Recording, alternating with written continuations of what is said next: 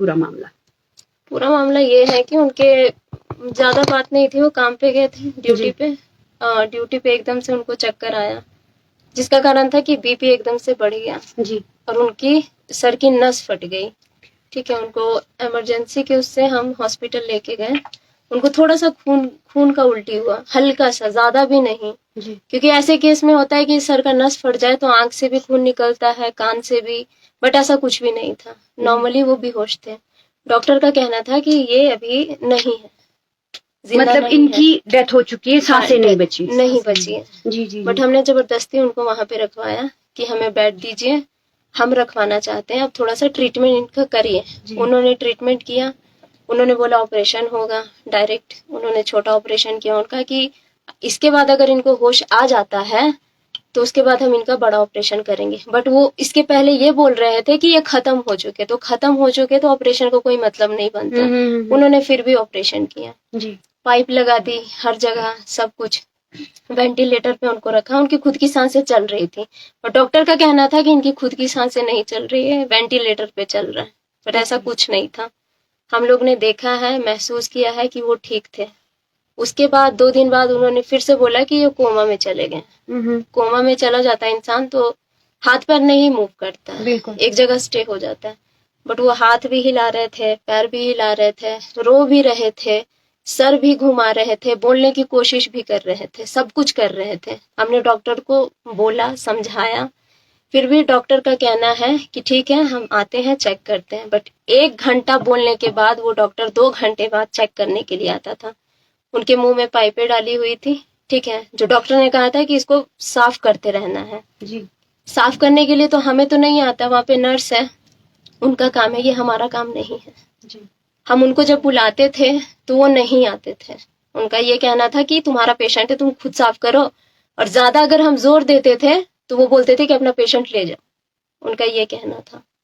बहुत कोशिश की हमने, बहुत बहुत ज्यादा मिन्नतें की इस डॉक्टर से, उस डॉक्टर से, सब एक ही चीज बोल रहे थे कि ये नहीं है, ये नहीं है। बट हमने एक और डॉक्टर से बात की जो वहां का बड़ा डॉक्टर है, उनका कहना था कि इनको आईसीयू में एडमिट करना है।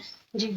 बट जो मेरे पापा का जो केस देख रही थी उसने कोई आईसीयू का ऐसा उनके फाइल में ऐड नहीं किया था कि इनको आईसीयू में रखना है। बट दूसरा डॉक्टर आया, वो वाला सेक्शन नहीं देख रहा था, वो दूसरे सेक्शन से आया था, तो उसका काम वहां पे नहीं था। बट हमारे मिन्नतें करने के बाद वो आया यहाँ पे, उसने बोला कि इनको आईसीयू में जल्दी से जल्दी एडमिट करो। पर उस डॉक्टर का कहना था कि आईसीयू में बेड खाली नहीं है, हम इस वजह से उनको नहीं एडमिट कर सकते थे। तो ये हमारा हेडेक नहीं था, उनको आईसीयू की जरूरत थी।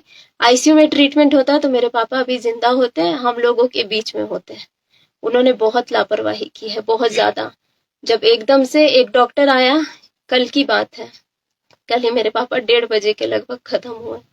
12 बजे की बात है, एक डॉक्टर आया था, हमने उनको बोला उनका फेस साफ करने के लिए। वो आया और वो बात भी बदतमीजी से करता था और देखभाल भी ठीक से नहीं करता था। हम लोग वहीं थे, हम 2 मिनट के लिए सिर्फ बाहर चले गए थे।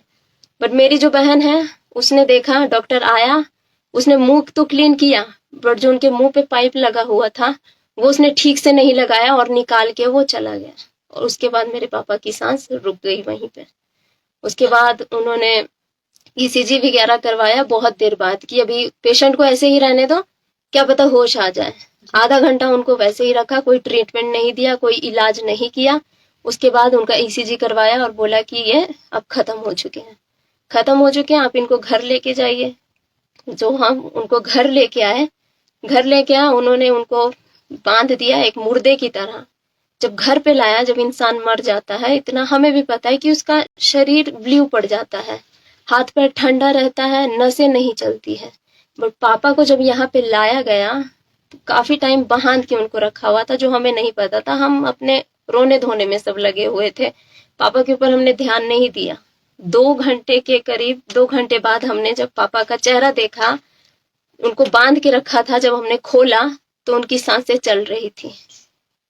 उन्होंने मुंह भी हल्का खोला, स्माइल भी किया, हाथ पैर सब गर्म था उनका, सब ठीक था। बट उनको हम फिर से दोबारा हॉस्पिटल लेके गए। बट ये कि हमसे फिर देरी हो गई उस टाइम। अगर ये चीज हम पहले देख लेते तो शायद वो जिंदा रहते। यहाँ सब आईजीएमसी वाले जितने भी डॉक्टर हैं, सब उनकी लापरवाही है, उनकी लापरवाही के कारण ही आज ऐसा हुआ है। तो आप प्रशासन से क्या मांग करते हैं, आईजीएम प्रशासन से उसको मैं लेकर? इंसाफ चाहती हूँ। वहां पे बहुत लोग के साथ ऐसा किया जाता है, बहुत लोग के साथ। मैं ये नहीं चाहती कि जो मेरे पापा के साथ हुआ वो कल को किसी और के साथ भी हो। मैं ये चीज नहीं चाहती कि हमने जो खोया है, हमारे आगे पीछे कोई नहीं था, सिर्फ हमारा पापा था, हमने उनको खोया है, हमें देखने वाला कोई नहीं है। मैं ये चाहती हूँ कि आगे से ये चीज किसी इंसान के साथ ना हो। डॉक्टर के खिलाफ वहां पे केस किया जाए, डॉक्टर का या फिर उनका लाइसेंस रद्द किया जाए। ऐसे डॉक्टर की वहां जरूरत नहीं है जो जिंदा लोगों को मार देते हैं। पापा को वो गलत इंजेक्शन दे रहे थे और जो कि वो नर्स से दिलवा रहे थे। खुद डॉक्टर चेक नहीं कर रहा था, नर्स के जरिए चेक करवा रहा था, जो सीखने वाली लड़कियां थी, फर्स्ट सेकंड ईयर की लड़कियां, उनसे चेकअप करवा रहे थे। खुद देखने के लिए नहीं आते थे, वो सिर्फ आते थे और फाइल देखते थे, इंसान को वो चेक नहीं करते थे। आते थे, फाइल देखते थे, दवाई लिख देते थे। जब तक आप उनको चेक नहीं करेंगे, आपको कैसे पता चलेगा कि इनको किस चीज की नीड है। एक डॉक्टर आया, उसने कुछ और दवाई लिख दी, उसके बाद शाम को कोई और डॉक्टर आया, उसने फाइल देख के कुछ और दवाई लिख दी। ऐसे में तो इंसान खत्म ही होगा ना। जो आप केस हैंडल कर रहे हैं, एक ही डॉक्टर हैंडल करेगा, 10 डॉक्टर नहीं करेगा। उनको आईसीयू की जरूरत थी, आईसीयू में उनको जगह नहीं दी गई कि बेड खाली नहीं है। इन्हीं लोगों ने मेरे पापा की जान ली। मैं ये कहना चाहती हूँ कि उनका लाइसेंस रद्द किया जाए। और मैं सब डॉक्टर को पहचानती हूँ, मैं सबका चेहरा पहचान सकती हूँ, मैं बता सकती हूँ कि कौन कौन था। और मैं छोड़ना नहीं चाहती उन लोगों को। जो हमारे साथ हुआ है वो किसी और के साथ ना हो, बस। हमारे साथ थे